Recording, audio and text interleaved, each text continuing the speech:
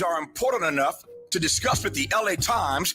They're important enough to discuss directly with the people living them. Anything less isn't just disrespectful, it's a fundamental failure of leadership and accountability. Mr. Pizarro says in the LA Times interview, I need to go to the supermarket in Pasadena or Altadena and be able to look people in the eye. We want to do the right thing for our community. You had a chance to look folk in the eye at our town hall meeting last week, but you didn't show up. And then we invited you for a one-on-one conversation here at the station, but you have yet to confirm. So please stop with the gaslighting. With the KBLA Talk 1580 editorial, I'm Tavis Smiley, and as always, we welcome your feedback.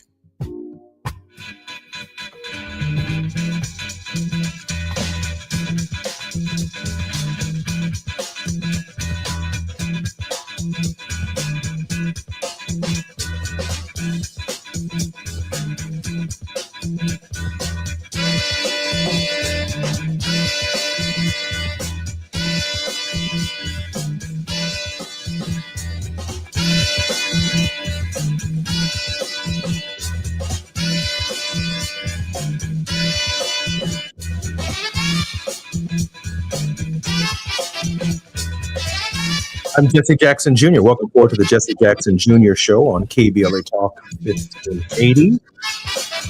It's Wealthy Wednesdays with Jesse Jackson Jr. on KBLA Talk 1580. I woke up this morning to the news that Donald Trump's administration is moving forward with the dismantling of the Department of Education. And I wanted to share a little soliloquy with you about my first election to Congress in 1995.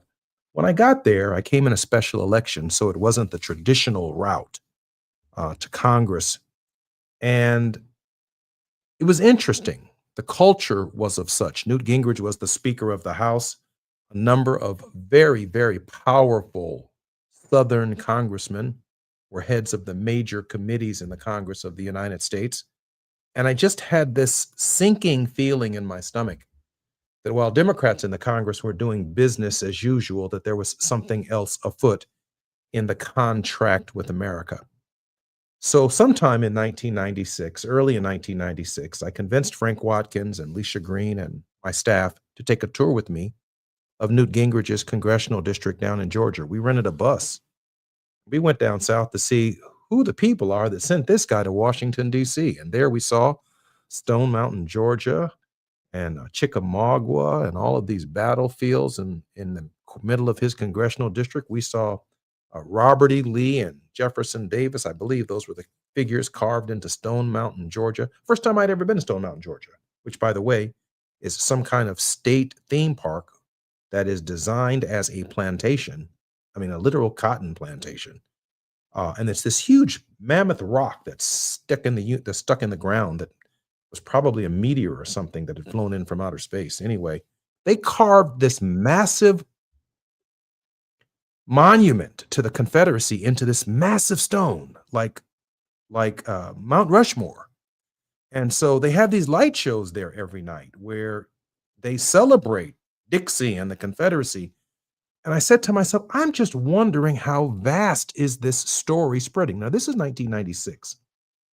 I then take my staff on several tours from Virginia around to Texas, where we begin studying these Southern congressmen from these congressional districts. And the one thing that united them all was culture and history, particularly the Old South and Dixie. So I wrote a book called A More Perfect Union, Advancing New American Rights, because so much of what they were trying to do in the Congress of the United States was centered around the 10th Amendment. They called themselves constitutional originalist. That is, the 10th Amendment essentially says that those rights not specifically written in the Constitution of the United States are state rights. So if you can't find the word education or education department in the Constitution, they have a legal basis in their minds of saying, hey, the 10th Amendment says that the federal government shouldn't be in the education business. Then they come back with, you all are arguing for Medicare and Medicaid and health care for all, but the word health care is not in the Constitution. And since it's not in the Constitution, the right to provide people with health care should be done on a state-by-state basis. Well, just go right on down the line. The right to a clean, safe, and sustainable environment. The word environment is not in the Constitution. So each state, all 50 separate and unequal states, get to do what they want with the environment, pump whatever they want into the environment. Some states can have clean air and some states can't, but global warming proves that the lines that separate us as a country are irrelevant to the idea that we should be building what? A more perfect union. And how about this? In our democracy, the fundamental right to vote isn't even in the Constitution. So they argue that the right to vote is a state right. That's why Donald Trump can call Georgia and say, give me 11,700 votes. He can call Governor of Texas and say, give me 5 new congressmen. Because it's not in the Constitution. We say we live in a democracy, but the right to vote is not in the Constitution affirmatively. It's there what the government can't do with respect to the right to vote. So when I woke up this morning looking at the dismantling of the Department of Education, and I realized that once again, I wrote this book in 2001 based on these tours that I took called A More Perfect Union, Advancing New American Right. It dawned on me once again, and others have said it, that the only alternative to Project 2025 is what Jesse Jackson Jr. wrote in 2001. And during the COVID, I updated it in 2019. As it relates to education, all citizens should enjoy the right to a public education of equal high quality, to overcome states' rights, and the Congress of the United States shall have the power to implement this legislation by appropriate legislation. That's how we fix the education system. The education department in Washington, D.C., under their theory, does not have a basis in the Constitution. But there's also no Democrat in the country fighting for the constitutional right to guarantee all citizens the fundamental right to a public education of equal high quality. And we need to settle in the second part of that amendment, the states' rights question. The Congress shall have the power to implement this article by appropriate legislation. If we want to reduce class sizes, it needs constitutional foundation. If we want to pay teachers the kind of money that they deserve, it needs constitutional foundation. If we want computers and laptops in the hands of every child in this country, it needs to have a constitutional foundation, because it is the same 10th Amendment that they argued. When the federal government said, let these Negroes go, they said we have a state right to keep Negroes in slavery. And so states' rights has never been our friend in this struggle for justice. It just hasn't been. So we have to fight for a new America. That's the perspective of our history. That's what it has taught us. I'm Jesse Jackson Jr. This is Wealthy Wednesdays. When we come forward, my man Atiba is going to be our special guest and our continued conversations on Jamaica. I'm Jesse Jackson Jr. More when we come forward on KBLA Talk 1580. While you're stuck in traffic, we can at least bring you up to speed on the news of the day. You're listening to Jesse Jackson Jr. only on KBLA Talk 1580.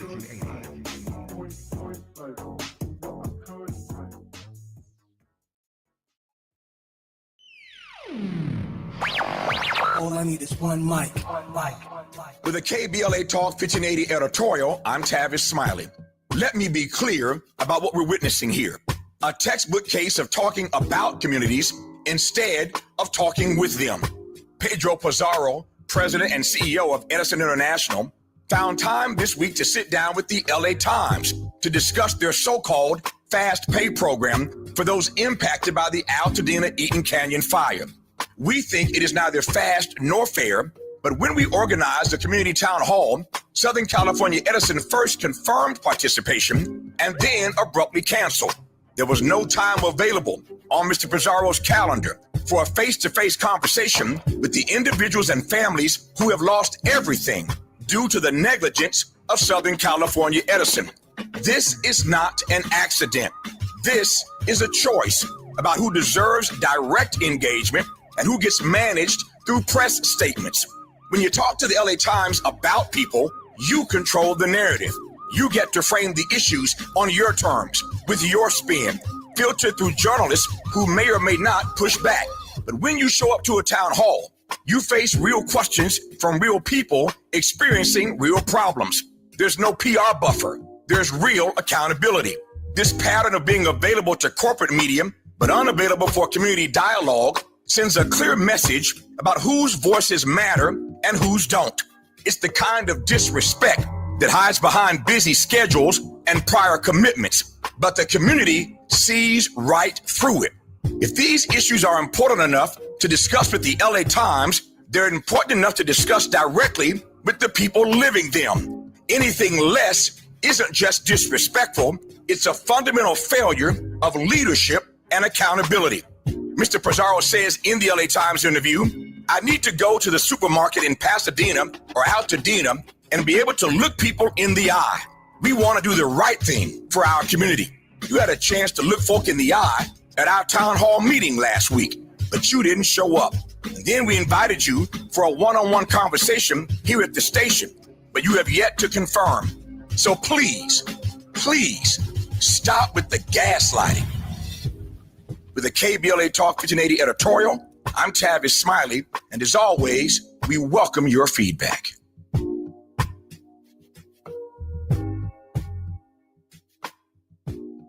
At Charmin, we heard you shouldn't talk about going to the bathroom in public, so we decided to sing about it. Charmin Ultra Strong. You can use less, better than the rest. Charmin Ultra Strong. Your booty past the clean test. Salmon weave texture, it's the best. Study up, teach a lesson on fresh. Your booty past the clean test. Yes, sir. Charmin Ultra Strong. Charmin Ultra Strong with diamond weave texture cleans better than the leading one-ply brand, so you can use less. Enjoy the go with Charmin. If you love to travel, Capital One has a rewards credit card that's perfect for you. With the Capital One Venture X card, you earn unlimited double miles on everything you buy. Plus, you get premium benefits at a collection of luxury hotels when you book on Capital One Travel. And with Venture X, you get access to over 1,000 airport lounges worldwide.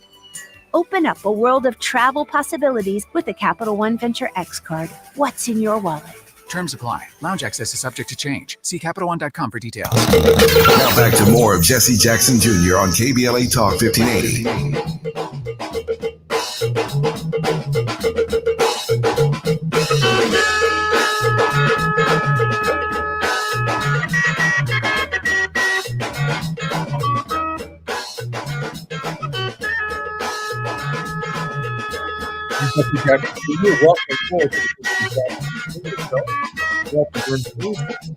And our conversation with Atiba.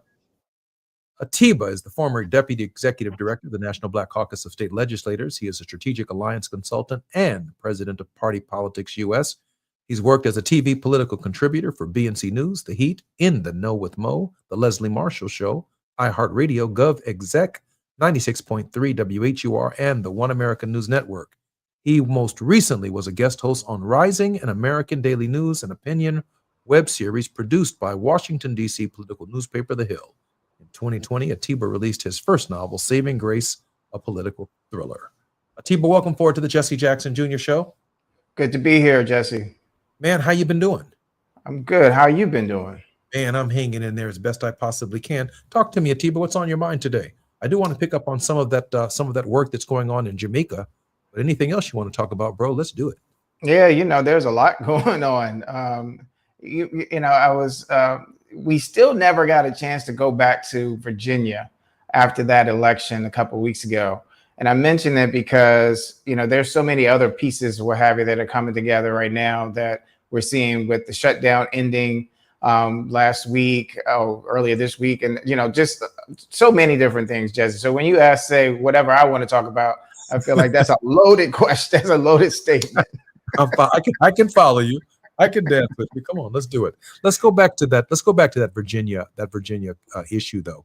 We did have a successful election there.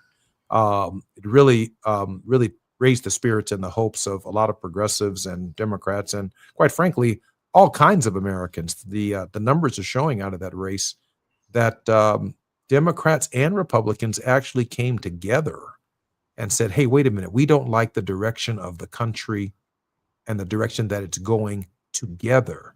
Atiba, your thoughts on what that means and what its broader implications could be for the nation. Yeah, I'm going to start off with talking to my mom last weekend as she was driving through Virginia and North Carolina. And, you know, our family has land that was bought by former slaves who were my great-great-grandparents that's still in our family. And in those areas are big president areas in terms of big red areas. And she said she was just surprised. She said, wow, I'm driving through here. And she said, there are no more signs. And those signs were up until just about a month ago. And then you look at Virginia and, you know, when I'm having here in Florida conversations with people, I'm like, you got to look at Virginia, a state that the president carried in 2024. And yet the opponent lost every single county in Virginia. When was the last time we saw something like that?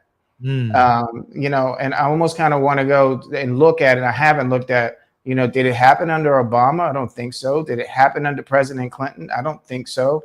So, you know, this being a off year, election year, it wasn't a midterm and it wasn't a national campaign year. For that to happen, I continue to say, and I said it last night on a platform, NTD News, going up against a Republican who was reading all his talking points. And I wanted to say, dude, you're swinging for the fence, but you're missing.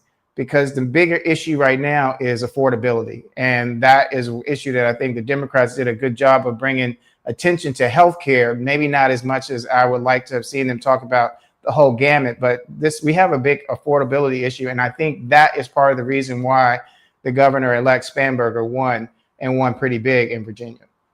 Atiba, let me challenge you and challenge our listeners, but through Atiba's eyes, to break down this question of affordability. Now, the reason I say that is because for a lot of political candidates in this season, affordability becomes a talking point. We must be for affordability. We must stand. Break down what affordability means. We work hard every day, and at the end of a hard day's work, we need supplemental nutrition assistance. We can't afford to eat. I mean, that's what affordability means. I mean, at the end of 3 jobs, we still need the Affordable Care Act, Obamacare.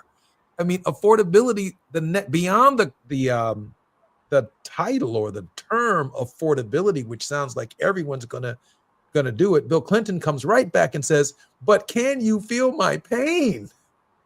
Yeah. You know, and I don't feel like you challenged me on that one. I feel like you threw the ball up and let me hit a home run on that. Please do.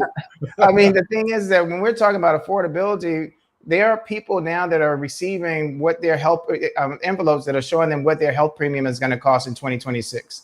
In some cases, it's 3, 4, and 5 times more than what they've been paying.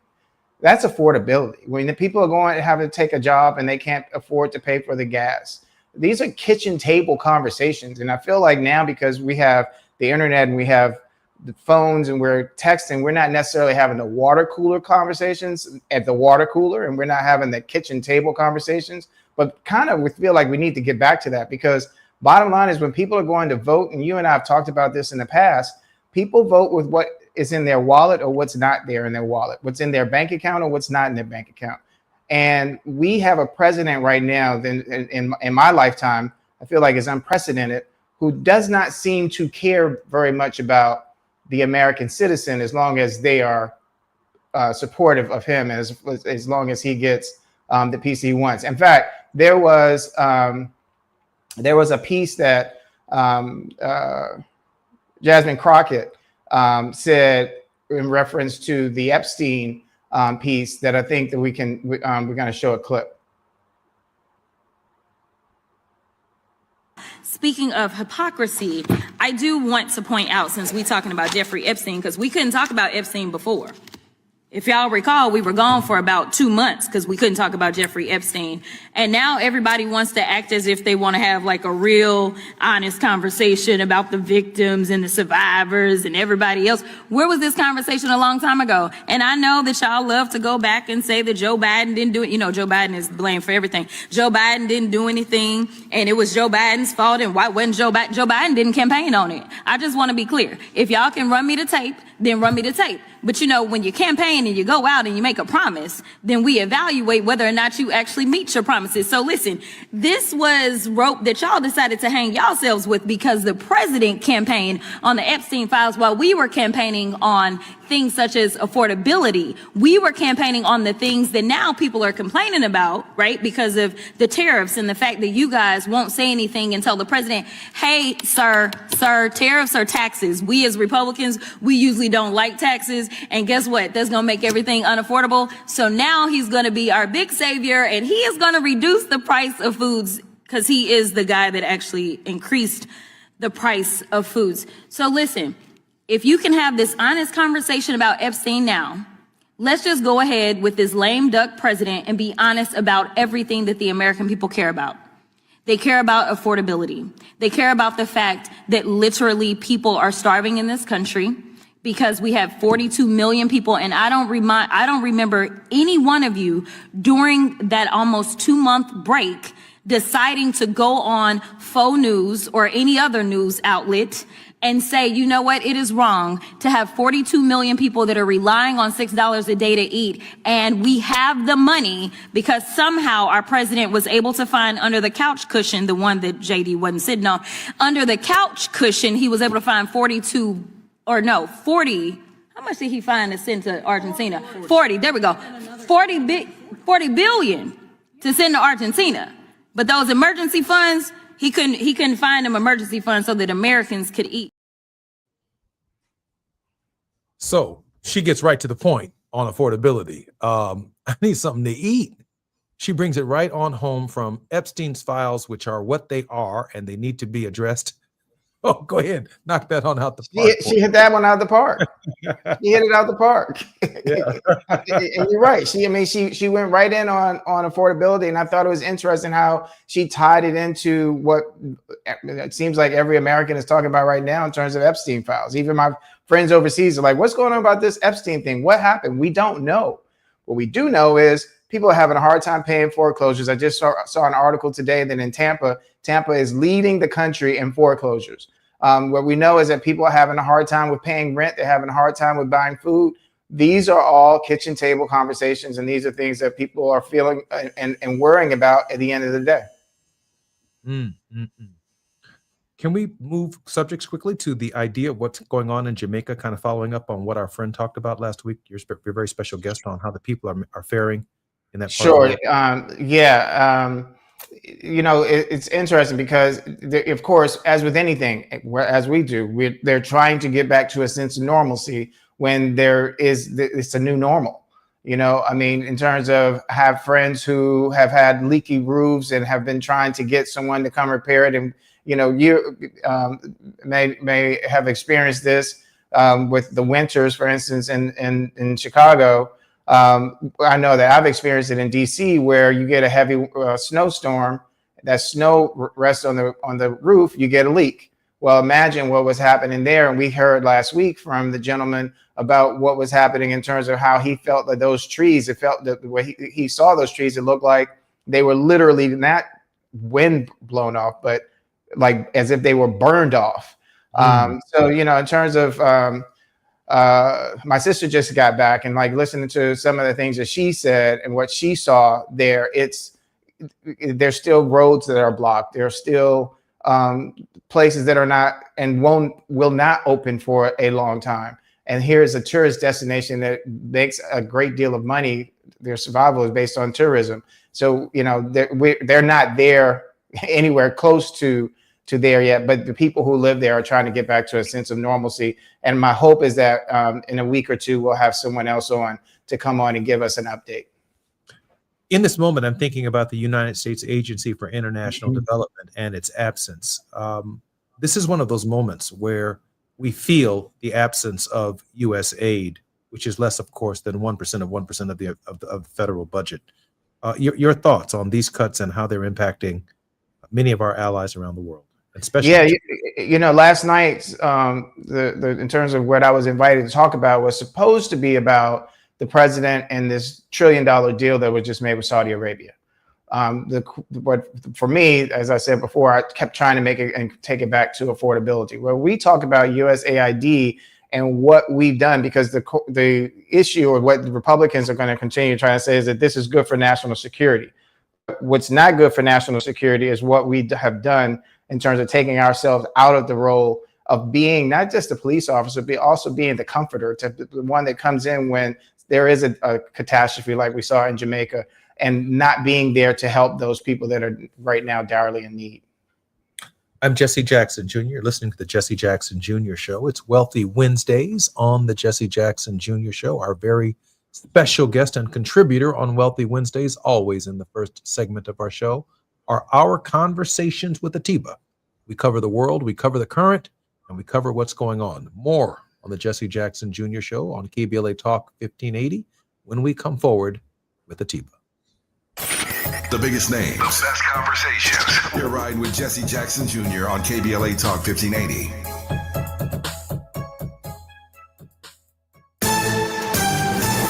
I'm Amber Payton with BIN News Now. A bill demanding the release of every file tied to convicted sex offender Jeffrey Epstein is now on its way to President Trump. An act to require the Attorney General to release all documents and records in possession of the Department of Justice relating to Jeffrey Epstein. Trump has already said he plans to sign it once it reaches his desk. Black New York City Mayor Eric Adams praised incoming Mayor Zohran Mamdani for keeping Police Commissioner Jessica Tisch, calling it a nod to his administration's successful public safety policies. Adams notes crime has dropped for 8 straight quarters, while Mamdani says he values Tisch's work on reducing corruption and crime. And the House rejected a resolution to censor Black Democrat Stacey Plaskett for receiving a 2019 text from Jeffrey Epstein during a hearing. 3 Republicans joined Democrats in voting no. Plaskett says she was not involved in any illegal activity and has donated all Epstein campaign contributions to women's groups. Get BIN News Now on demand 24/7 on the iHeartRadio app. It's the Black Friday of all Black Fridays now at Big O Tires. Buy 3, get 1 free on select tires with paid installation, or get 50% off a full synthetic oil change and 20% off any repair service. It's Black Friday now through December 7th at your local Big O Tires. This is the KBLA Sports Minute with Ray Richardson. A couple of follow-up notes from LeBron's historic season debut Tuesday night. LeBron had only 11 points in the Lakers' win over the Utah Jazz, but he still holds the NBA all-time record for most consecutive games to score in double figures. LeBron has scored 10 or more points in 1,293 straight games. The streak started on January 6, 2007. LeBron's first NBA game was in Sacramento on October 29, 2003, when he was with Cleveland. There were 2 players in Utah's starting lineup Tuesday night that weren't even born on that day. Shooting guard Keontae George was born on November 8, 2003. Rookie point guard Ace Bailey was born August 13, 2006. Rookie quarterback Shedeur Sanders will make his first NFL start for the Cleveland Browns in Sunday's game in Las Vegas. Dylan Gabriel is still dealing with concussion symptoms. Deion Sanders now has the opportunity he's been pushing for. No debates, no speculation, just the info you need. That's your KBLA Sports Minute. I'm Ray Richardson on KBLA Talk 1580.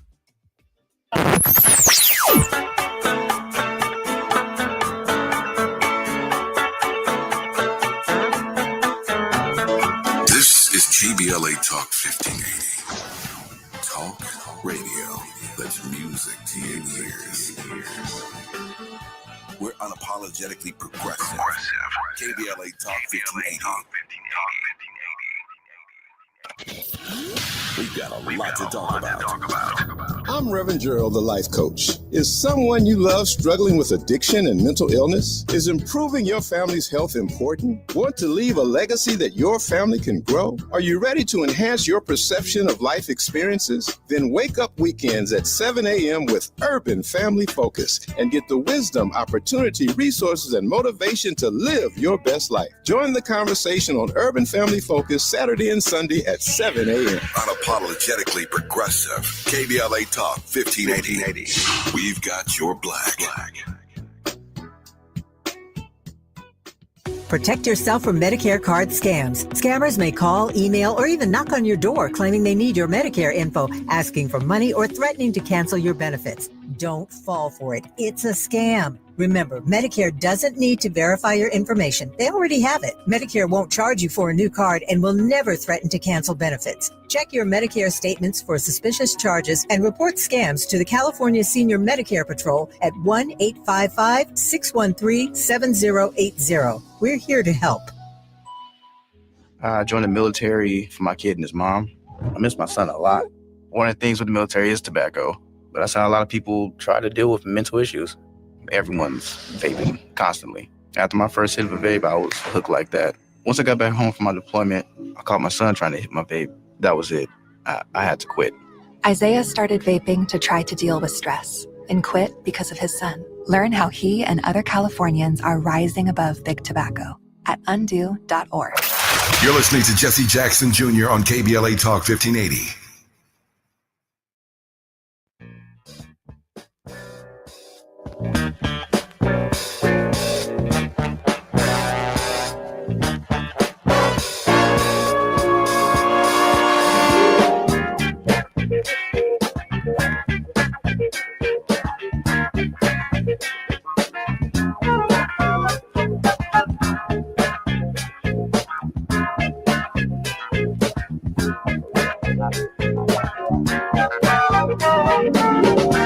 Jesse Jackson Jr., listening to the Jesse Jackson Jr. Show on KBLA Talk 1580. This is Wealthy Wednesdays and our conversations with Atiba. Atiba, welcome forward to the Jesse Jackson Jr. Show. Good to be here, Jesse. Atiba, let's pick back up on how we can help the people of Jamaica in this hour of desperation.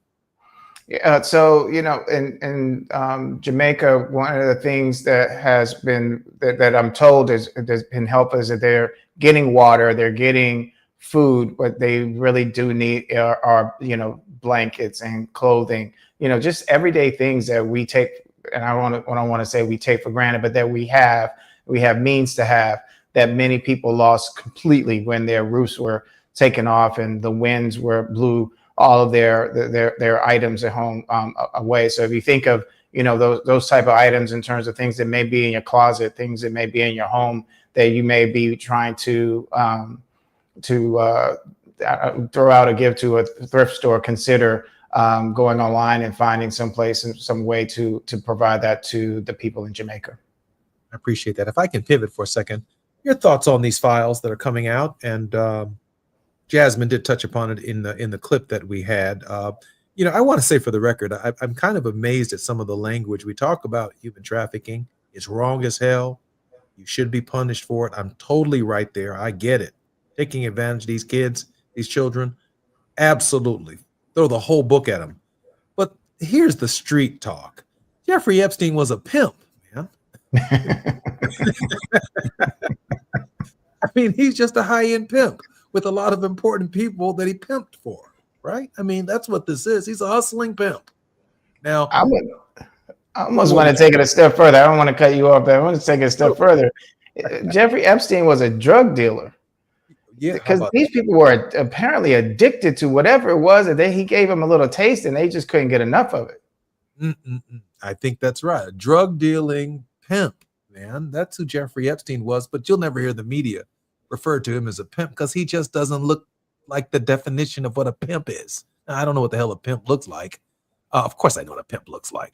But I mean, he didn't fit the mold of a pimp, but he's a pimp, man. Yeah, but he had like files on so many people, from royalty to heads of state to CEOs, and you know, and all these people. It doesn't matter about political affiliation. What matters is that whoever was in this, and we've had women who have come out and have given, you know, testimonies, and you know, my heart goes out to them for the stories that they have had to go back to their childhood to talk about. But we often, my dad and I mentioned this yesterday, we often talk about this, but we also, I feel like as Americans of African descent who have ancestors who were enslaved, and in some cases were enslavers, that the color of my skin didn't become this way for nothing. And when you think about trafficking, this is something that is part of America's history. When you think about trafficking, what was trafficking? Slaves being kidnapped from Africa, brought here, and over the course of time, you know, I try to and don't want to imagine, but I can't help but to imagine that this thing that we see that is in these men is something that I think is the issues in their tissues. It's part of their guilt. It's a whole nother thing, or whatever, in terms of conversation. So when you asked me what my thoughts are on this, I just think it's sick. And I think that there's that it's incredible that our fascination is so much on this. And that if there is something that could possibly derail this presidency, that it could be this, when there are all these other things too that are.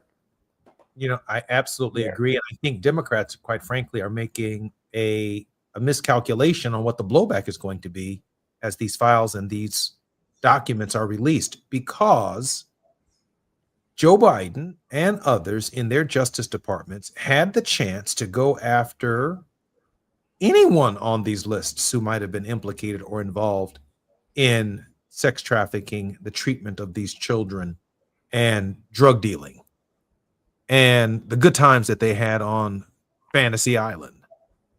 When we find out who those Democrats are, man, it's going to start a whole nother cascade of events in the Democratic Party, because we didn't prosecute them. We selectively ignored them. And how did they get away with it and avoid the investigations? But here's another part of that, Jesse. 2016 and 2024, there were women who were at the top of the ticket. And there was a huge movement to try to derail them from becoming president. And what was the fear, or those who are in power who could control to best they could to make sure that a woman didn't get there, because they felt the insecurity that would come if a woman came in touch with having the power to release those findings. So now we're lifting the veil here, Atiba, which is one of the reasons I appreciate our conversations. You don't hold back, and I try not to either. So the Justice Department under Democrats has protected people too. And they have selected people to prosecute too. You can't escape it. It can't be escaped that the presidents of the United States know exactly the news stories that are coming that could affect their supporters, their contributors, people they have relationships with, people they hobnob with. And when they need a favor, there is a wink and a nod that Trump may not be too wrong with. And so if he's being candid, which is impossible, and say, impossible, he's already talking about going after Bill Clinton and talking about going after others, including he needs to go after himself, right?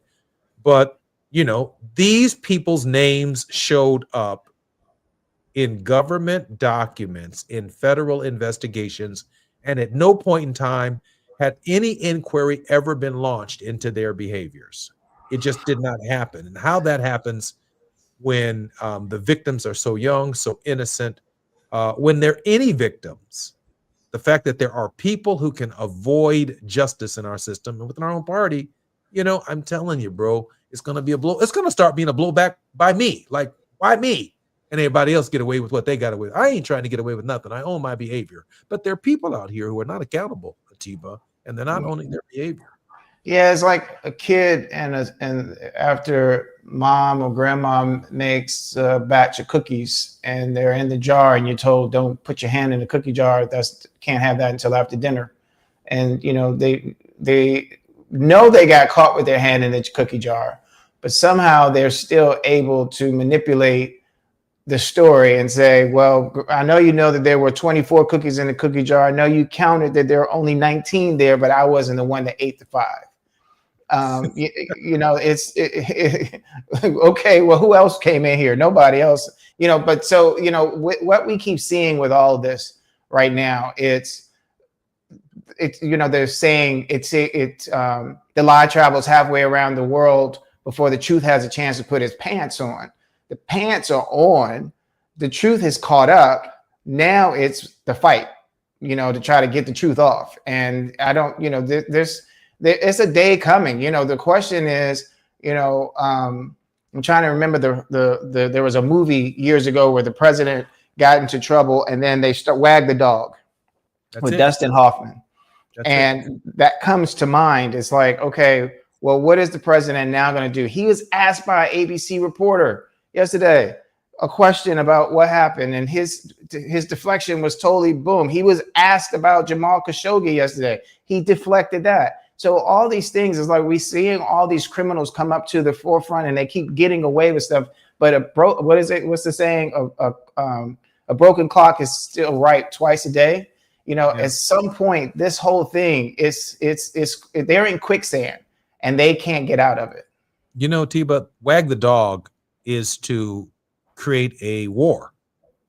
It's to have a conflict where lives are lost, where countries are invaded or bombed, and create a national emergency to deflect and change the nation's attention. There's another triangulation component to wagging the dog, which is the domestic politics of using a foil. But wagging the dog is to start a war. And we only need look at where all of the battleships are going, the little rickety boats that are coming out of Venezuela, the threats of military intervention in Venezuela, the timing of this massive buildup in South America, in the Caribbean, is evidence that people who don't even have a gunboat, who don't even have a fishing boat, are about to confront the most lethal military force ever conceived in human history. And these are people that Donald Trump doesn't care anything about. And that's one of the great tragedies of this hour. I'm Jesse Jackson Jr. It's Wealthy Wednesdays on the Jesse Jackson Jr. Show. We're having our regular conversations with Atiba. Atiba, we have just a few more seconds before we come forward. Your thoughts on the Venezuelan angle with respect to wagging the dog?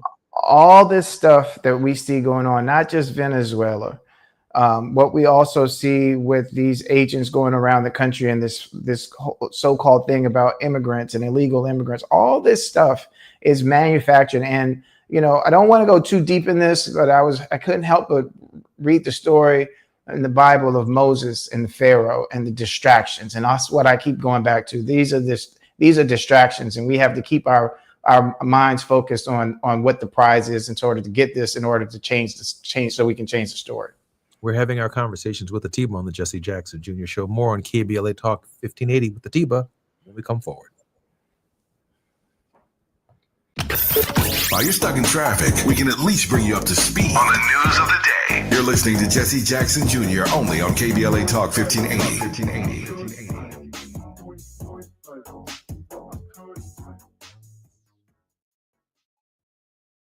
The laws have not changed in California. All workers must be paid properly and protected from retaliation. Retaliating against a worker or not paying them because of their immigration status is illegal. Don't believe the lies. California laws protect all workers, regardless of immigration status. Document retaliation and wage theft. Report it to the Labor Commissioner's office. Learn about your labor rights. Visit WageTheftIsACrime.com. KBLA Talk 1580. We've got a lot to talk about. KBLA Talk 1580 reminds you that we keep us safe. Every girl deserves a chance to shine. That's the belief behind Forgiving for Living, Inc. Since 1999, this organization has been empowering at-risk girls ages 13 to 18, helping them overcome behavioral and mental health challenges. Founder Wendy Gladney's personal journey inspired the mission to give girls hope and purpose through the power of forgiveness. Through their ambassador program, workshops, and annual conference, Forgiving for Living has touched over 3,000 young lives, providing mentoring, life skills, training, and tools for building self-esteem and confidence. You can make a difference. Visit forgivingforliving.org to donate, volunteer, become a mentor, or find help for a young girl in need. Forgiving for Living, Inc., building brighter futures for young girls. Visit forgivingforliving.org today. This is a community call to action from KBLA Talk 1580. KBLA Talk 1580. We've got a lot to talk about. KBLA Talk 1580, connecting you with services and solutions. The Autopsy Initiative provides a second autopsy free of charge for victims' families who have lost their loved ones due to a police-related death. The services offered through the initiative include the completion of a second autopsy, disclosure of preliminary findings, and a final autopsy report. A police-related death is when an individual is harmed by police officers using deadly force, which results in an individual's death. Police-related death includes in-custody deaths, including those that arise during contact with law enforcement officers during arrest, pursuit, booking, transport, or incarceration. The Autopsy Initiative has a team of board-certified pathologists on call. An autopsy request may be completed by anyone with a close relationship with the victim, which may include the victim's spouse, partner, relative, close friend, or lawyer. To request a free second autopsy for a victim of police violence, please visit knowyourrightscamp.com. That's knowyourrightscamp.com. Then click on Autopsy, then click on Request. At KBLA, we believe in justice for victims of police violence. We say their names, and we don't black down. This is a community call to action from KBLA Talk 1580.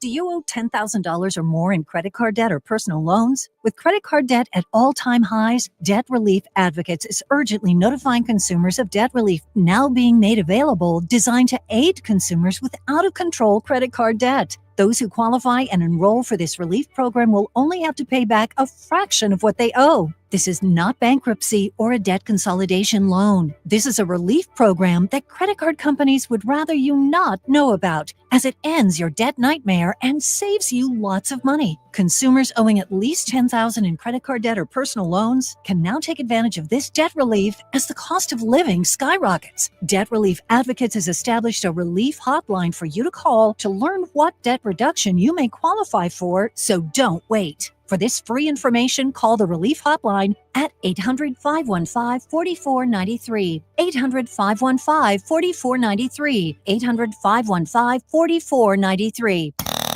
Now back to more of Jesse Jackson Jr. on KBLA Talk 1580.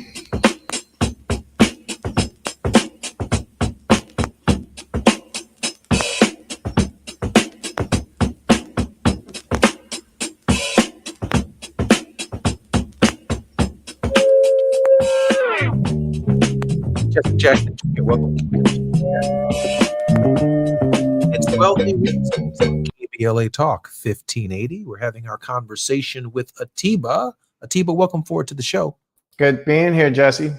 Atiba, you know we're going to have a word of hope at the end of the show towards the final 3 minutes, but I did want to ask you this question about this wagging the dog. But just before I do that, after the next hour, Reverend Dr. Todd Yeary, The Politics of Our Faith on Wealthy Wednesdays, is our regular contributor. We are going to talk in part on a number of issues, but certainly the Southern California Edison issue, because there may be a plan afoot that Todd has conceived, along with the Reverend Jesse Jackson, to get Brother Pedro Pizarro's attention. We're going to talk about it, and then we'll talk with the boss about it to see if it's something that he thinks we should pursue on behalf of his efforts and the people of Altadena's efforts to get the attention of Mr. Pedro Pizarro. 626-302-2255. We got a plan for Pedro. Hey, I want to go. I love it. I love it. I want to go back to Venezuela for a minute. This idea of shifting the subject matter with real human lives, with lives at stake, putting lives on the line for to change the political narrative of a story is no profile in courage, Atiba. It is about as weak as it gets, and both Democrats and Republicans do it. Atiba. Yeah, but let's not forget that the president has also been lobbying to get a Nobel Peace Prize. And, so this assault, this whole idea that, these boats are bringing in drugs into the United States, it only feeds another narrative. And it feels as if we're not paying as much attention to that. Same way, unfortunately, we're not, and this is, the media doesn't tell you how to think. They just tell you what to think about. So the thing that I think the president learned and his team in the first term was not just how powerful the presidency is, but how powerful the presidency is in terms of narrating the story or putting forward the story that they want to be told. So there are all these different things that have been going on, and we never get a chance to just take a breath, because, you know, whether or not it's Venezuela, Jasmine mentioned the $40 billion that went to Argentina. Why did that $40 billion go to Argentina? Why is the administration's concerned so much about keeping this guy in power? You know, there are just so many different of these facets. There are people that tell me that they voted, you know, in the 2024 election because they didn't like the way that Biden was handling the Middle East crisis. There's the things that are going on with Russia and Ukraine. There are the things that are going on in Ethiopia and Eritrea. There are the things that are going on in what is it called? In China, and just all these things that are going on. I ask that we also think what was going on 100 years ago with geopolitical positioning. What is it, and why are we so big and blowing this big thing about selling $1 trillion worth of military arms to another country? What is it that we are doing? Because a lot of it is leading to destabilization of the world. And what does that mean? We're talking about affordability. These are all the things that led to the Great Depression. You know, I want to ask one other question before your word of hope. I mean, Congress has abdicated its responsibility with respect to Venezuela. I mean, no articulable case has been made for why the nation's most powerful battleships are sitting in that region. Not one to the American people. No joint session of Congress, no Oval Office meeting. Just the president has decided that he has declared that there's some kind of national security emergency in his head that has obligated the U.S. Armed Services from this so-called Department of War, with this other nut, by the way, at the head of the Department of War, who's just modeling suits and talking a lot of bravado. A quick question for you, and then your thoughts on a word of hope. Yeah, I mean, Jesse, I feel like we're in batting practice right now. I feel like you're just throwing me softball so I can just keep hitting them out of the park. You know, this is good practice. Because nobody's talking about the submarine that was like off the coast or near Alaska. You know, so when we start talking about moving ships and what have you all around, that is depleting and that's weakening our own defense. So all of these things that are happening are that not happening by accident. It's just that some people ask me, how do you remember all these different things? I can remember all these things and I can pick up my phone and not remember why. Because all of them do have an impact on us.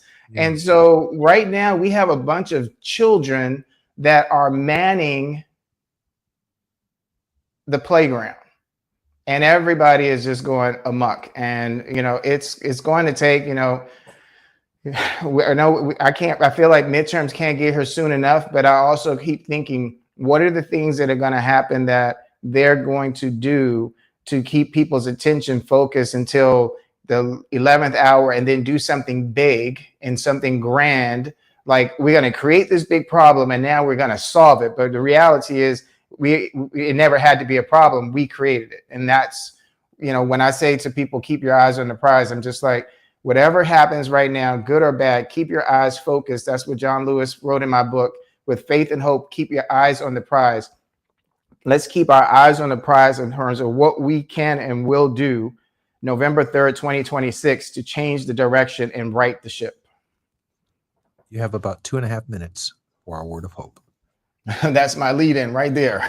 My word of hope is that we keep our eyes on the prize, and that we keep the faith, and that we keep hope, and that we recognize that that none of this is going to be easy. It wasn't easy for those who founded this country. It wasn't easy for the Native Americans who were first on this soil and had the land ripped from them. It wasn't easy for the Africans who were just going about their business, who were kidnapped and brought to America. It wasn't easy for the immigrants that came here. It has never been easy. But that's what also this is about. America is an idea. The Americans are the promise, and it is up to us to recognize that that promise is to create a more perfect union. And how do we get there? We have to figure out ways that we get there together. What are our common things and our common threads? And I believe that my hope is that we talk to people that we don't necessarily agree with, and that we listen to people that we don't necessarily agree with, and we open our hearts, because we ask and want them to open their hearts. We have to come also with an open heart. But that does not mean to easily forgive or necessarily, definitely do not forget. And so just keep your eyes on the prize and recognize that the midterms matter, and that we still have a year before we get there, but there's work and things that we can do and we can be doing together to get there together and to make this a more perfect union. Keep our eyes on the prize, Atiba warns us and encourage us. Keep our eyes on the prize, because he's going to drop some pretty nasty bombs to prove his point, to distract the American people's attention, to get the media's attention. Atiba, we're very grateful for your contribution to the show. I'm very grateful for the opportunity to be here and to have these conversations with you, Jesse. Appreciate you, brother. This is Wealthy Wednesdays on the Jesse Jackson Jr. Show. Our regular conversations with Atiba always occur on Wealthy Wednesdays. I'm so grateful for his contribution. More when we come forward on KBLA Talk 1580 with Dr. Todd Yeary, Politics of Our Faith. We got a lot to talk about. LA 1580 Santa Monica.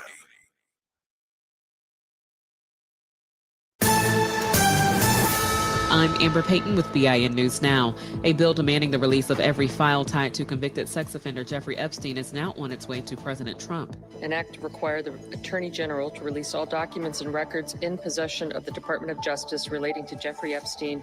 Trump has already said he plans to sign it once it reaches his desk. Black New York City Mayor Eric Adams praised incoming Mayor Zohran Mamdani for keeping Police Commissioner Jessica Tisch, calling it a nod to his administration's successful public safety policies.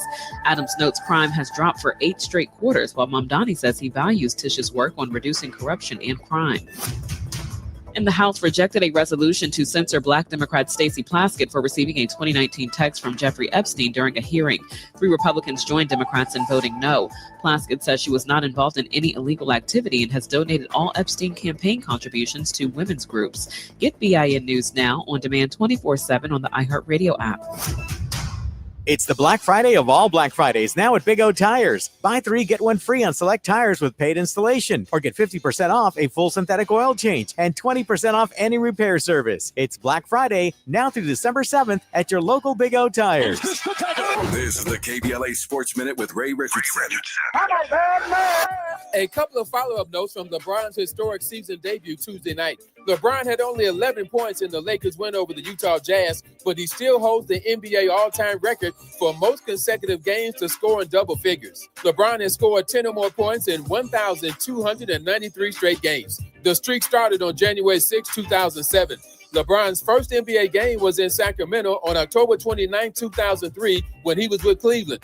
There were 2 players in Utah's starting lineup Tuesday night that weren't even born on that day. Shooting guard Keontae George was born on November 8, 2003. Rookie point guard Ace Bailey was born August 13, 2006. Rookie quarterback Shedeur Sanders will make his first NFL start for the Cleveland Browns in Sunday's game in Las Vegas. Dillon Gabriel is still dealing with concussion symptoms. Deion's son now has the opportunity he's been pushing for. No debates, no speculation, just the info you need. That's your KBLA Sports Minute. I'm Ray Richardson on KBLA Talk 1580. All I need is one mic. With a KBLA Talk 1580 editorial, I'm Tavis Smiley. Let me be clear about what we're witnessing here. A textbook case of talking about communities instead of talking with them. Pedro Pizarro, president and CEO of Edison International, found time this week to sit down with the LA Times to discuss their so-called fast pay program for those impacted by the Altadena Eaton Canyon fire. We think it is neither fast nor fair, but when we organized the community town hall, Southern California Edison first confirmed participation and then abruptly canceled. There was no time available on Mr. Pizarro's calendar for a face-to-face conversation with the individuals and families who have lost everything due to the negligence of Southern California Edison. This is not an accident. This is a choice about who deserves direct engagement and who gets managed through press statements. When you talk to the LA Times about people, you control the narrative. You get to frame the issues on your terms, with your spin, filtered through journalists who may or may not push back. But when you show up to a town hall, You face real questions from real people experiencing real problems. There's no PR buffer. There's real accountability. This pattern of being available to corporate media, but unavailable for community dialogue, sends a clear message about whose voices matter and whose don't. It's the kind of disrespect that hides behind busy schedules and prior commitments, but the community sees right through it. If these issues are important enough to discuss with the LA Times, they're important enough to discuss directly with the people living them. Anything less isn't just disrespectful, it's a fundamental failure of leadership and accountability. Mr. Pizarro says in the LA Times interview, I need to go to the supermarket in Pasadena or Altadena and be able to look people in the eye. We want to do the right thing for our community. You had a chance to look folk in the eye at our town hall meeting last week, but you didn't show up. And then we invited you for a one-on-one conversation here at the station, but you have yet to confirm. So please, please stop with the gaslighting. With the KBLA Talk 1580 editorial, I'm Tavis Smiley, and as always, we welcome your feedback.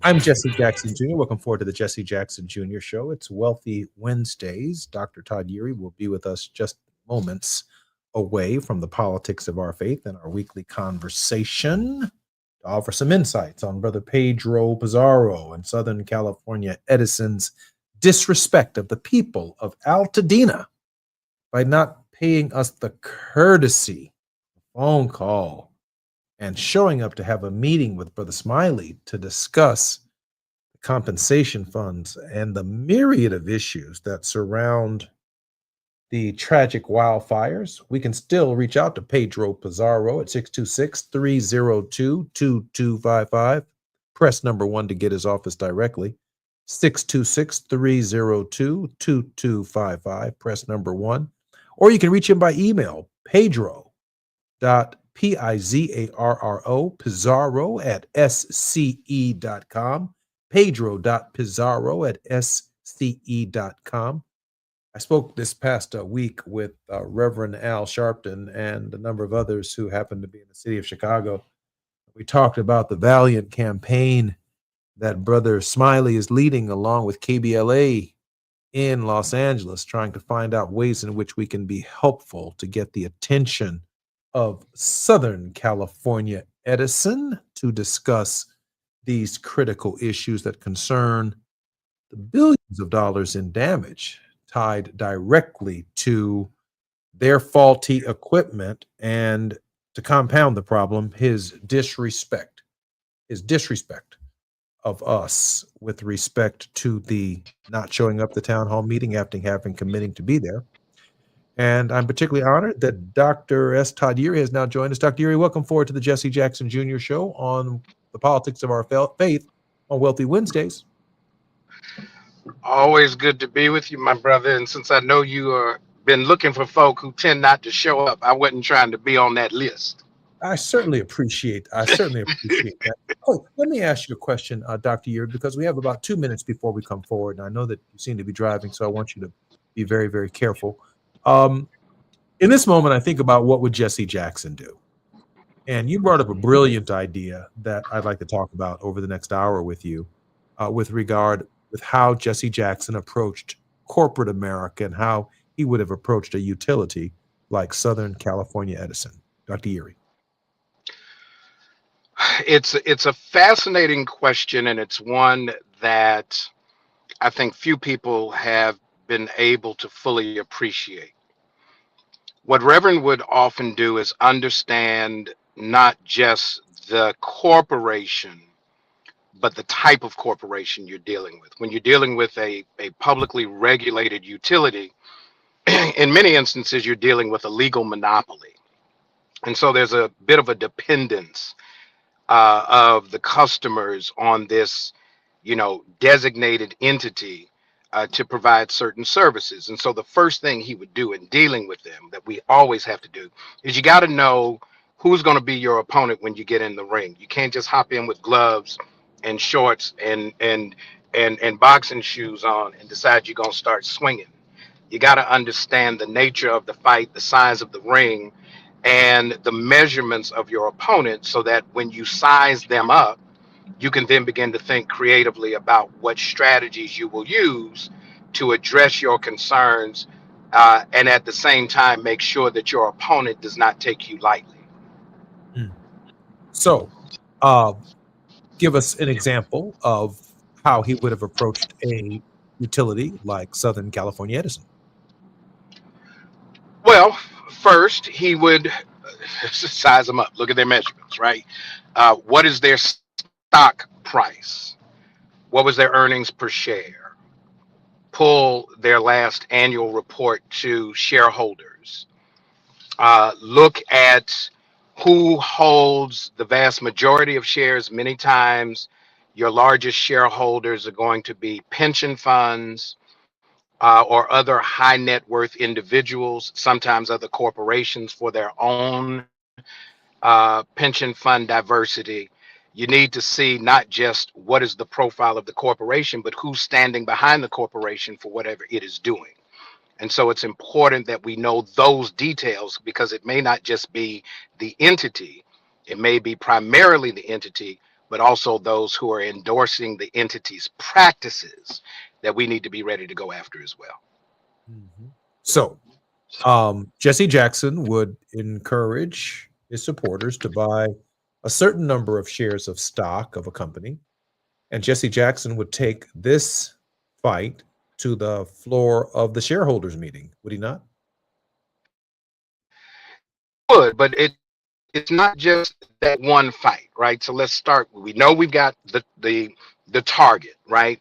Here's who we're fighting, but who's their trainer, right? Because we may need to buy their stock too. Who are the pension funds, and are there potentially employment entities, many times unions, that take our dues and then take our dues to invest in corporations that are abusing the folks who pay the dues. So there are a number of levels of analysis that we would have to do. Buying the stock to be present at the shareholders meeting, that's one level of engagement, but also making sure that we're following all of the tentacles that flow from it to find out who else needs to be a part of this conversation should we not be able to reach some sort of amicable understanding and resolution of our problems just one-on-one. It was never, if we can get it one and done, great. If not, we got more work to do. I'm Jesse Jackson Jr., listening to the Jesse Jackson Jr. Show. The subject matter that we're having this hour is about Brother Pedro Pizarro. We're coming. I'm Jesse Jackson Jr. on KBLA Talk 1580. It's afternoon drive time with Jesse Jackson Jr. Only on KBLA Talk 1580. At Charmin, we heard you shouldn't talk about going to the bathroom in public, so we decided to sing about it.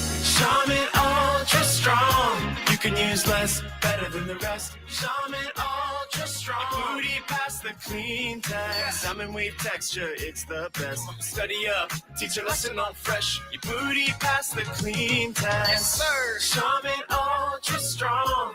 Charmin Ultra Strong with diamond weave texture cleans better than the leading one-ply brand, so you can use less. Enjoy the go with Charmin. If you love to travel, Capital One has a rewards credit card that's perfect for you. With the Capital One Venture X card, you earn unlimited double miles on everything you buy. Plus, you get premium benefits at a collection of luxury hotels when you book on Capital One Travel. And with Venture X, you get access to over 1,000 airport lounges worldwide. Open up a world of travel possibilities with the Capital One Venture X card. What's in your wallet? Terms apply. Lounge access is subject to change. See CapitalOne.com for details. All I need is one mic. With a KBLA Talk 1580 editorial, I'm Tavis Smiley. Let me be clear about what we're witnessing here. A textbook case of talking about communities instead of talking with them. Pedro Pizarro, president and CEO of Edison International, found time this week to sit down with the LA Times to discuss their so-called fast pay program for those impacted by the Altadena Eaton Canyon fire. We think it is neither fast nor fair, but when we organized the community town hall, Southern California Edison first confirmed participation and then abruptly canceled.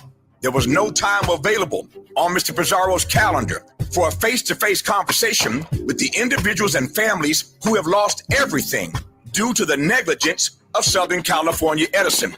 This is not an accident. This is a choice about who deserves direct engagement and who gets managed through press statements. When you talk to the LA Times about people, you control the narrative. You get to frame the issues on your terms, with your spin, filtered through journalists who may or may not push back. But when you show up to a town hall, you face real questions from real people experiencing real problems. There's no PR buffer. There's real accountability. This pattern of being available to corporate media, but unavailable for community dialogue, sends a clear message about whose voices matter and whose don't. It's the kind of disrespect that hides behind busy schedules and prior commitments, but the community sees right through it. If these issues are important enough to discuss with the LA Times, they're important enough to discuss directly with the people living them. Anything less isn't just disrespectful, it's a fundamental failure of leadership and accountability. Mr. Pizarro says in the LA Times interview, I need to go to the supermarket in Pasadena or Altadena and be able to look people in the eye. We want to do the right thing for our community. You had a chance to look folk in the eye at our town hall meeting last week, but you didn't show up. And then we invited you for a one-on-one conversation here at the station, but you have yet to confirm. So please, please stop with the gaslighting. With the KBLA Talk 1580 editorial, I'm Tavis Smiley, and as always, we welcome your feedback.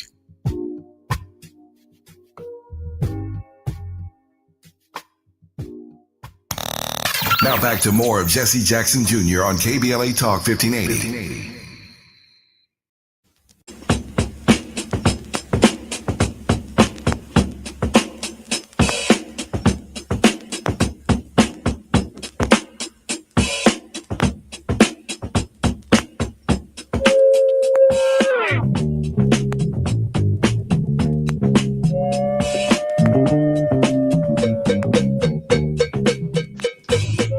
I'm Jesse Jackson Jr. Welcome forward to the Jesse Jackson Jr. Show on the Politics of Our Faith with Reverend Dr. S. Todd Yeary, who is the senior pastor of the Douglas Memorial Community Church of Baltimore, former chief executive officer of the Rainbow Push Coalition, former national board National Action Network, and founding principal of SALT, Strategic Advocacy and Legislative Think Tank, a faith-based public policy collaborative. Dr. Yeary, welcome forward to the Jesse Jackson Jr. Show. Always good to be with you, my brother, but you seem to start some trouble today, so we're gonna see where we go. So I think Dr. Yeary has a slight technical difficulty with his sound because he is now out of his car and into his study. And I can hear you though, Todd. And I know you're going to be coming back, but I just want you to get a little closer to your mic. Hey, listen, I want you all to download this podcast today because I have a picture of my father playing basketball with Marvin Gaye.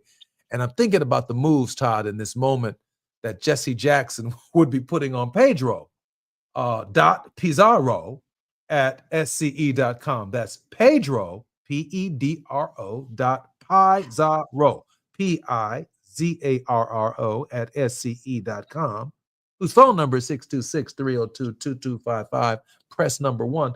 We're talking about the disrespect that he showed the people of Altadena and people who need during this Thanksgiving, and are reflecting upon the kind of Thanksgiving they're going to have, given that their belongings were destroyed and they have to rebuild their lives. And Pedro Pizarro wouldn't pay us the courtesy of showing up at the town hall meeting that he initially committed to come to. And then he cut bait and left us out there without any kind of communication. We received some kind of cryptic email from him recently. He started talking with the LA Times, couldn't hush talking to the LA Times. But those of us who are paying for his power and his faulty, raggedy systems that set the fire out there in Altadena, he ain't got time to talk to us. But we're going to change that. We're going to change that dynamic. And so I got Jesse Jackson on my mind for obvious reasons. The Reverend is recuperating, but he would approach this, Todd, in a certain kind of way. And I don't know anyone who knows the methodology of Jesse Jackson as well as you do on these questions. One of the things that I do know is that if we bought, for example, I think it's $58 a share, about $2,000 worth of stock. If some of you will come into the KBLA website and help us with a small contribution, I think I looked it up yesterday. They were about $58 a share. But if we empowered Tavis with about 20 shares of stock, that would make us a stockholder and a shareholder, which means we would have an ownership interest in Southern California, and just a total of about $2,000. That's all. About $2,000 is what we need to raise. But buy the stock in the name of KBLA Talk 1580 so that KBLA Talk 1580 can develop a little portfolio, just like the Rainbow Coalition has. We don't ask for much. We'd get these little bitty stock things. And then Jesse Jackson would show up at these meetings and do everything Tavis is doing because he can have the microphone at the shareholder meeting. And then he's going to meet some of the people who represent the unions and the pension funds. He's going to meet all of these people who are going to be in that meeting, because it's not just Pedro Pizarro. See, he's the figurehead of all of these people. He represents their money. And if Pedro Pizarro is catching the heat, he's really going to catch the heat when we go to speak to these interests that you're talking about, Todd, who have an interest in Southern California Edison and their monopoly. And if we expose their monopoly and the injustice of the designee that they have sent to was supposed to come to our meeting and didn't show up, he's going to call us back now. He's going to call us back. But Todd, what would Jesse Jackson do? Well, he would look at the timing. So I just looked real quick. The last annual meeting was in April of this year. Anticipate the next annual meeting being in April next year. It's not quarterly. In the meantime, it's not a quarterly meeting. What do we do? No, the annual shareholders meeting, every corporation is required to have at least one annual meeting to satisfy compliance. So it's really a compliance meeting. Okay. If they're electing new board members, we look at who's on the board and who are the board members connected to. We look at the distribution of the stocks that are currently held, who's holding them. We also look at related entities. Edison International is really a big corporate holding company. There are a number of subsidiary entities that Edison International holds. What are those entities? How do those entities factor in? And so while we're getting ready to attend, say, an Edison International shareholders meeting, we are looking to make sure that we have all of the necessary information to have an informed conversation, because we're not going on a rant. That's not what this is. We are having a righteous engagement about making sure that corporate social responsibility is actually part and parcel of the relationship that should exist between our community and these communities that really have government approval to take our money and charge us fees for service.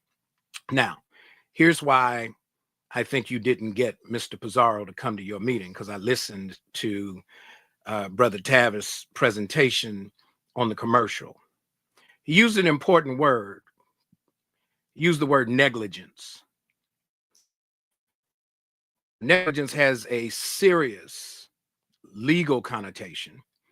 And my guess would be is that someone in the law department suggested to Mr. Pizarro that he ought not show up so that they could then script certain conversations because of litigation risk. Mm. All right. So with those things in mind, where do we find the sweet spot, the opportunity to engage in a constructive way to work out what is necessary to remedy concerns in our community without getting hustled or gamed, so to speak, like we're looking at the picture of your dad, like he's getting ready to, he's moving with the ball. You can tell he's dribbling.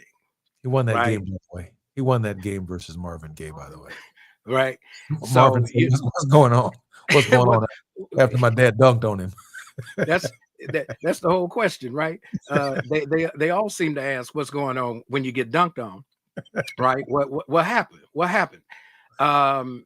That's the reality. So now's the time to be very intentional Mm. and very strategic and know where we're going. What do? We organize. That's what Reverend would tell us. It's not just show up to be a one and done. Who else needs to be a part of this emerging movement to establish some accountability from this utility? And does it mean that we need to engage who regulates the utility at the state level? The state government. So who in state government? Do we reach out to Governor Newsom's office and say, look, what's going on with whichever cabinet level agency is responsible for utility oversight? We're not getting any response. Why is that? So you have shareholder interest on one hand, but then you have a different stakeholder interest as the electorate on the other hand, and say, we're going to put pressure wherever pressure needs to be applied. And we're going to use our dollars, we're going to use our voices, and we're going to use our votes to hold everybody in this accountable until we get justice for our concerns. I'm wondering in this moment, does the LA Times have a stake in Southern California Edison? Well, we can do a little searching. Yeah, we do a little searching right there. What So we it does not have a stake apparently in this quick search, but it's hard to believe that, to your point, that pension funds and others have this overlap in the investment of pensions in these utilities, which essentially are guaranteed monthly banks of some percentage of our checks every month. It's just a gift. A utility is a gift that keeps on giving. Hey, by the way, Nikola Tesla, who discovered the alternating current, believed that electricity should have been provided for free. He was a serious theist and a serious deist and a serious believer. And in his thinking, he had discovered something that God had given to all human beings, power. All of the ionosphere and all of these various spheres that circumnavigate the globe that create a magnetic field, it belongs to all of us. And somehow his big problem with Thomas Edison was that Thomas Edison found a way to take that which is so plentiful in the ionosphere and charge it to people for profit. And it really, really tanked Tesla's thinking. And I don't mean Tesla associated with Elon Musk. I'm talking about the genius, Nikola Tesla, who discovered the alternating current. And he was hot that Thomas Edison had lifted his idea and found a way to make a profit off of it. It irritated him to no end. Dr. Well, we should be mindful that many times what we're buying is not the thing, but we're buying access to the thing that someone else has harnessed so that it can be delivered to us for a cost. Mm. And so those who say they produce electricity are actually just relying upon methods to harness what's available to generate that which could be measured, metered, sold for a profit. But I want to go back to the real quick point about whether or not the LA Times has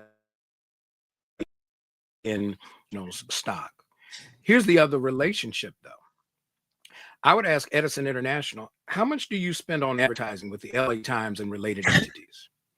Because if there is an economic dependency or benefit, if I'm paying you lots of money to carry my ads, and I'm paying you, then you now have a self-interest to message in a way that is beneficial to me.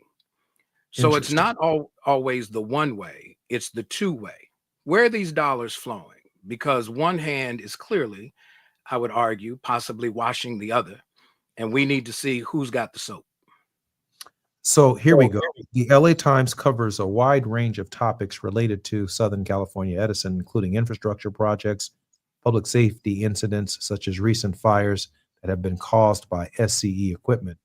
The company communication, Southern California Edison, proactively engages with the LA Times to provide information and correct what it perceives as errors in reporting. And here's their shared operational area. While not direct relationship, there is an overlap in their service and coverage areas in Southern California. I'm Jesse Jackson Jr., listening to the Jesse Jackson Jr. Show. More on KBLA Wealthy Wednesdays with Todd Yeary when we come forward. It's afternoon drive time with Jesse Jackson Jr. Only on KBLA Talk 1580.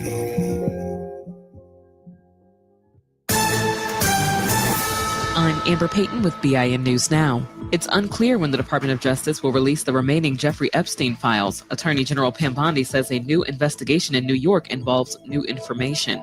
But we will continue to follow the law, again, while protecting victims, but also providing maximum transparency.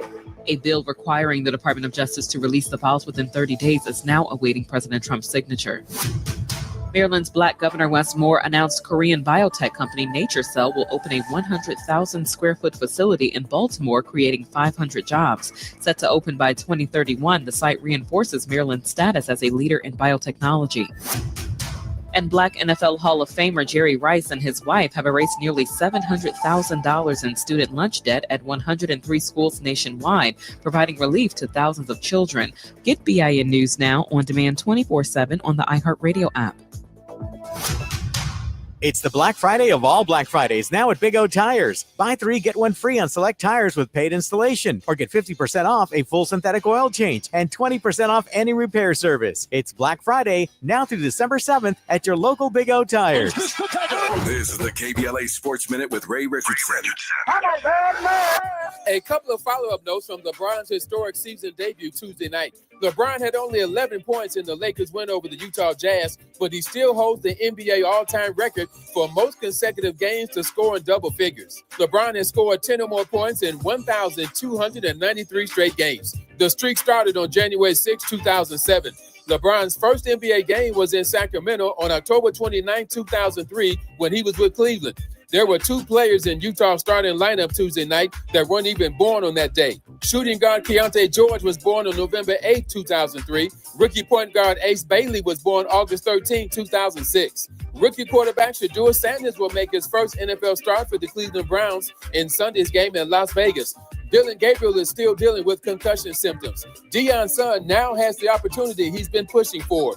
No debates, no speculation, just the info you need. That's your KBLA Sports Minute. I'm Ray Richardson on KBLA Talk 1580.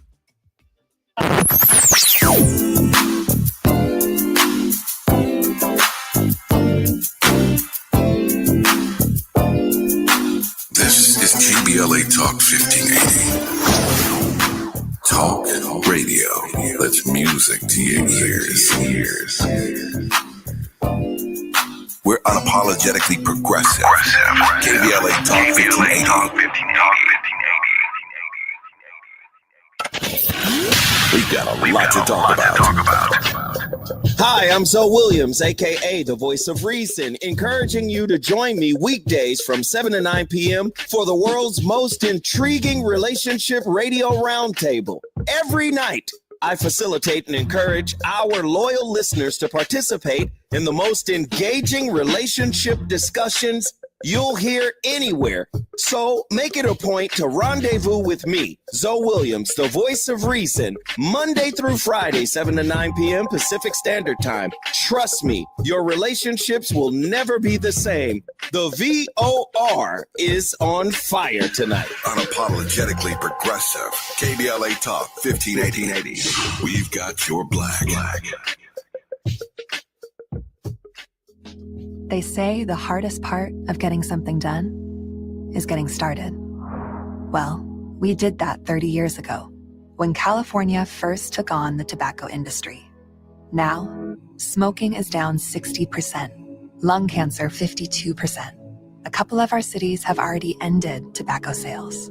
A California without big tobacco isn't just possible, it's already happening. See our progress at undo.org. You're listening to Jesse Jackson Jr. on KBLA Talk 1580.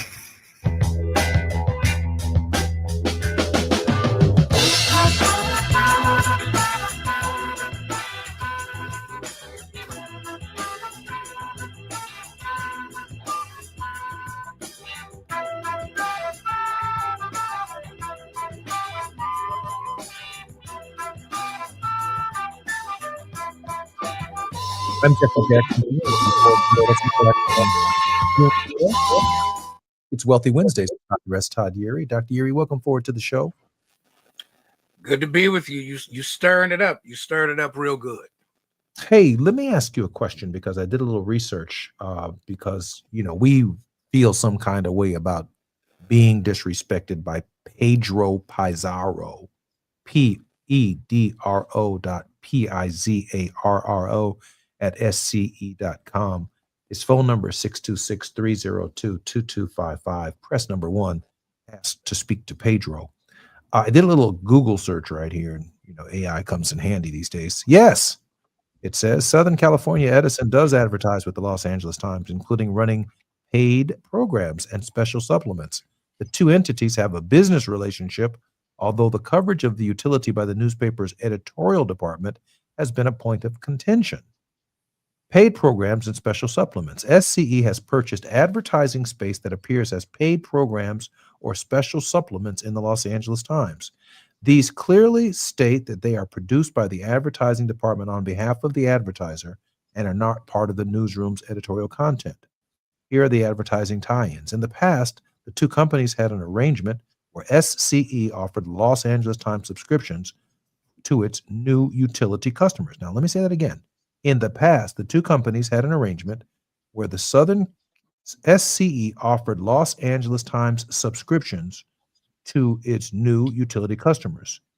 SCC has published various opinion pieces and letters to the editor in the Los Angeles Times, often to set the record straight regarding the newspaper's news coverage of the company and its operations, particularly concerning wildfires and rate changes. It seems to me that that there's just enough relationship between the California Edison Company and the Los Angeles Times that one, KBLA under Tavis's leadership, we could request our own editorial to be written about the disrespect, about not talking to the residents themselves, and how offensive it was that he went to the LA Times and felt comfortable going to the LA Times, because I'm sure there are people in Altadena and people who were affected by the wildfires who also have subscriptions to the LA Times. So why is it that Pedro.Pizarro at SCE.com, Pedro.Pizarro at SCC, why does he get an editorial board hearing, but the people of Altadena not get an editorial board hearing when both of them are subscribers to the LA Times? So, one, we have to be able to quantify, right? You cannot defend what you have not measured. Okay. So let's look at the relationship. How many subscriptions to the LA Times come from our community or affected communities by what has occurred? Understanding the relationship. The LA Times Media Group is the parent of the LA Times. What does that relationship look like? Who's the CEO? Right? This becomes an always ongoing analysis. And when you ask the question about what Reverend would do, is he was constantly asking question after question after question ad nauseum until he had exhausted all, at least at that phase or that stage, of the potential relationships that he needs to know about or at least be aware of as he's engaging these conversations. Because it could very well be that the resolution to the problem may not come from the shareholders, but it may come from some other relationship that's connected to the shareholders. So what folks don't want is bad media, bad press. And so the Vanguard Group is the largest shareholder of Edison International. So Vanguard, the mutual fund financial services company, right? About 13.5%, 52 million shares. Well, let's look at Vanguard. Let's look at BlackRock. BlackRock is second, right? When we go down the list and we start looking at where are the pressure points, because this is, you don't have choir rehearsal with a soloist. You have a soloist in the choir, but we got to figure out who are the other voices that need to be a part of this, this singing aggregation, because what is happening, and we often see it, is that corporations leverage relationships that they know about that the people don't know about. So they have media to help with messaging. They have regulatory cover, very often from state governments that we've got to explore and exploit in the positive sense of the word. The Canada Pension Plan Investment Board has about 2%, 5.5 million shares. Now, that's not a controlling interest, but if you build critical mass where it becomes necessary for the preservation of the stock value to address this issue in a way that is responsible and really necessary, morally right, then you begin to say, here's who's standing with Southern California Edison in this presentation of not just silence, they're ignoring intentional behavior, the conversation with the people. Help us understand what's going on so we know how to respond. We have been harmed. And so you call out. I mean, it's public. You look, Google is a friend, right? I'll tell you where Yahoo Finance gave it to me, right? Let's look at it. And if you say Vanguard Group, BlackRock, State Street, Geode Capital Management, AQR Capital Management, Canada Pension Plan Investment Board, Northern Trust Corporation, FMR, Norges Bank, and Invesco, if you just start with that first screen and say, look, y'all in this choir, is he directing you all to support this song that he's singing to the detriment of SCE's customers? That's how Reverend approaches this, because what may start with what appears to be a single conversation, you may get to the conversation you need to have by making some other phone calls first. So let me ask this question. Pedro Pizarro, pedro.pizarro at SCE.com. Pedro makes $12 million a year. And this all starts from the fact that he didn't show up after he committed to showing up at a town hall meeting with the residents of Altadena to discuss a myriad of issues. But now we add to the myriad of issues disrespect. Does making Pedro Pizarro the poster child with the $12 million, does that help or advocate or push our cause any further down the road? I mean, he's obviously in the top 1% of 1% of 1% of Americans who is doing. Pedro Pizarro, wait a second. Is Pedro Pizarro a DEI hire? at Southern California Edison? No, but let's. I'm glad you raised that. Well, I do because Because the every next time thing, you mention a black woman or a black man who's at the top of a corporation in America today, they take the heat, man, of our how'd you get here? And so we were supposed to be in this together now because we've been fighting for us to be at the head of these corporations for a long time. I'm not letting it go because I look at you said Jesse Jackson asked a lot of questions. Hell, I ask a lot of questions. Jesse Jr. asks a lot of questions too. How'd you get there? well, let's go with why would the CEO not show up? The CEO is not a self-hire. The CEO works for the board. So the obvious next question that Reverend would have us do is let's look at who's on the board by name and affiliation. First thing you notice, if you look up Edison International's board, the first thing that's very clear is that there are no black faces on the board. Not Any brown one. faces? Any brown faces on the board? Well, I mean, brown. I mean, you got Pedro Pizarro sitting at CEO, right? He's a director. You've got Michael Camunez, who's there. But here's an interesting name that you'll recall, who just joined the board, Jennifer Granholm. Oh, wow. Listen, you got to look at where these relationships are and who's providing the cover. And so when we do this research, right? Yeah, purchasing the stock, that's a thing. Understanding who's in the corner, who's the corner crew, who's the cut person, right? Who's the one that's making sure that their fighters getting the water because this is going to be a long bout. Who's calling the shots in terms of the legal strategy, because that's part of it. You got to be ready to navigate those things so that when you get to your messaging. How does a nearly all, I know we're going to come forward in just a moment, but how does an all nearly white board with Jennifer Granholm and a couple of Hispanic surnames with no black person on the board, how do we get their attention, our little community of Altadena? I mean, how did we not get on the board of Edison International? And where did Jennifer Granholm covered a lot of real estate to get to Southern California Edison, to skip over our communities and the qualified people in our communities who could have served on that board. So yeah, I want to keep peeling this onion back because we're waiting to hear from Pedro Pizarro, 626-302-2255. Please help us get through to Pedro, as many listeners as we can, because we got to get Pedro's attention. More when we come forward on KBLA Talk 1580. I'm going to let Todd Yeary break it all the way down for us and give us a word of hope when this is over with. More when we come forward on KBLA Talk 1580.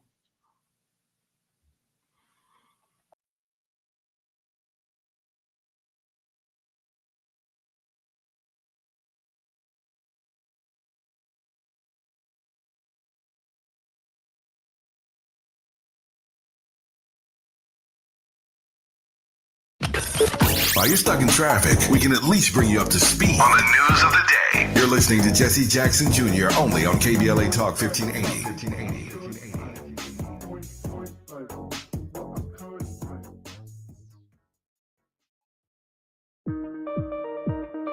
JP Morgan Chase offers tips for the local business owners in 2025. Small business landscape is ever changing, and the Los Angeles market is no exception. A startup or legacy business, revisiting your mission statement and recalibrating offerings can renew opportunities for growth and innovations. Programs like Chase for Business Coaching for Impact gives entrepreneurs access to expert guidance, helping you streamline operations, strategize your growth, and navigate complex challenges. Businesses with a clear sense of purpose can navigate any challenge effectively, but also build stronger customer loyalty. Visit chase.com/coaching for impact for more information. This segment is sponsored by JP Morgan Chase.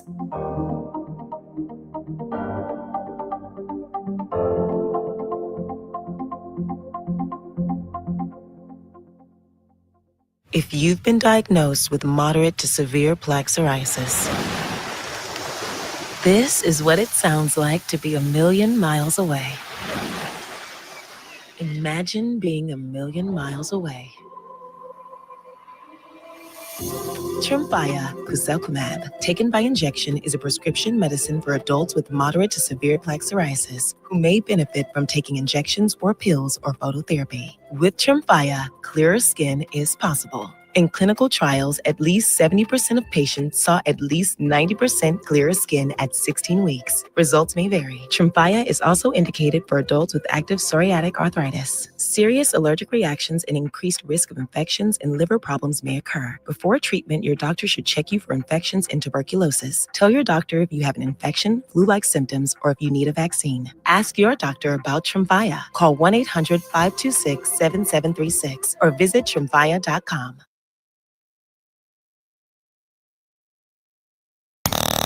Now back to more of Jesse Jackson Jr. on KBLA Talk 1580.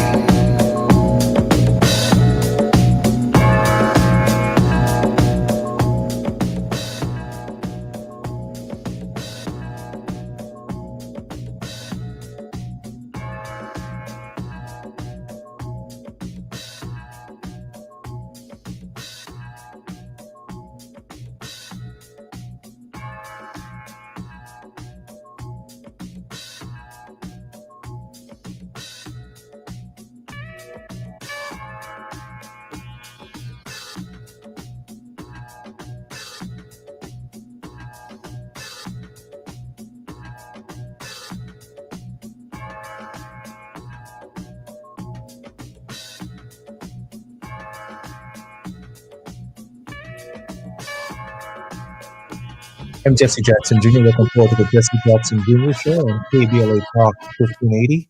It's Wealthy Wednesdays, and this is our final segment with Dr. S. Todd Yeary. Dr. Yeary is our regular contributor. He has 1 foot in the pulpit and 1 foot in the courtroom. But today we have both feet in Southern California, Edison, as we try to find out why Pedro Pizarro is disrespecting us. And at the heart of this is a question for respect. Dr. Yeary, welcome forward to the Jesse Jackson Jr. Show and on your show, The Politics of Our Faith. Sir, I appreciate the opportunity because all I do is get to share a little bit of what I've gleaned from your dad, who continues to marvel for us a courage that is rarely, if ever, seen amongst folks in human form. I really appreciate that, Dr. Yeary. And I don't know anyone who has dissected these numbers and these approach in the modern era quite like you did and have done and have been doing for the Reverend Jesse Jackson. Reverend Jesse Jackson doesn't just show up, give a speech, and have a press conference. These are very well thought through conversations before we take on some of these challenges, lining up the support in some cases on the front side so that there's less resistance on the backside. But when I think about the Reverend George Edgar Riddick, who has long since been deceased, but was in our early boycotts with PepsiCo and Coca-Cola, and many of the black distributors of Coca-Cola and PepsiCo are the beneficiaries of fights that Jesse Jackson put up. And we went through this exact same analysis. It's the reason we got black people in the Kentucky Fried Chicken business. There was a time in the early 70s when Negroes didn't have Kentucky Fried Chicken franchises, although we were eating about 65% of the chicken. And we took on Kentucky Fried Chicken. Then we took on A&P and grocery stores. We took on McDonald's and created the Black McDonald's Owners Association, BOMA. Jesse Jackson is one of the founding members of that organization. We took on Burger King, and we beat Burger King, created Negro Burger King businesses and Popeyes franchises. Listen, we took on the automobile dealers and created the Black General Motors Group, the Black Ford Group, the Black Suppliers Group. Jesse Jackson methodologically came after these companies, not with a press conference and a speech, but we broke them down to their irreducible essence.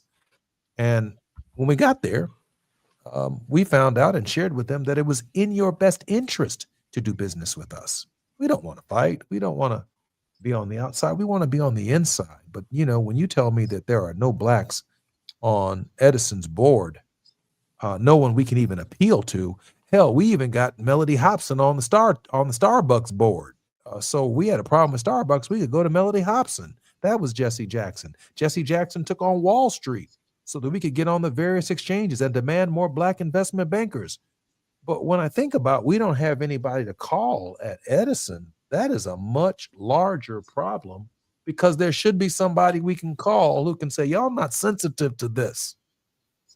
Y'all not sensitive to this. With that said, Dr. Year, Well, go ahead. I'm listening. So let me help you there, Sorry, Todd, because just before you do, our producer's telling me she has a clip.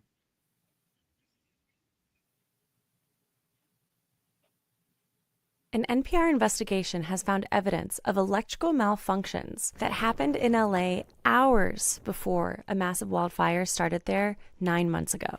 The Eaton fire started after sparks were seen near Southern California Edison's transmission lines in the mountains. Transmission lines are power lines that carry high voltage electricity long distances. But our investigation found that electrical malfunctions on distribution lines started hours earlier. Those are lower voltage lines that send electricity to homes. We obtained data from a company called Whisker Labs that sells home fire detection devices. And we focused our research on Altadena, one of the LA neighborhoods hit hardest by the Eaton fire. 19 people there were killed and thousands of buildings were destroyed. This data indicates there were more than 200 distribution line malfunctions across LA on the day of the wildfire. 3 of those happened in Altadena. One was in the morning, hours before sparks were seen in the evening near Eaton Canyon. Each of those malfunctions could have led to fires. They can lead to arcing when electricity sparks outside of the wiring. Electrical equipment can then melt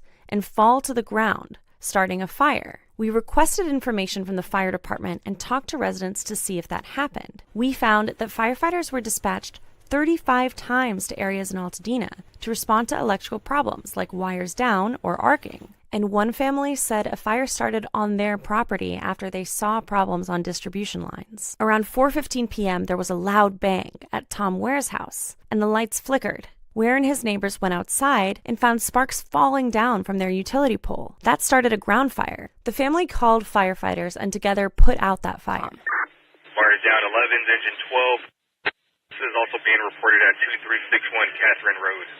But a few hours later, another fire sparked in around the same place. Ware was able to put out that fire too, but then he had to evacuate. The next morning, he got a video from his neighbor. There had been a third fire. This time, it burned everything inside the house. SoCal Edison, the utility company, can turn power off to prevent those kinds of fires. And they did for some areas of LA and Altadena.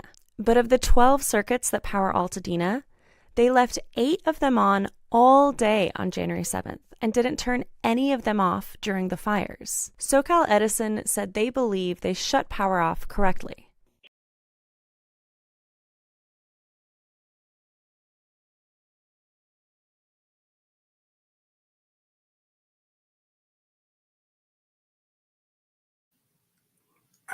I just lost you, so I'm not sure if you can hear me.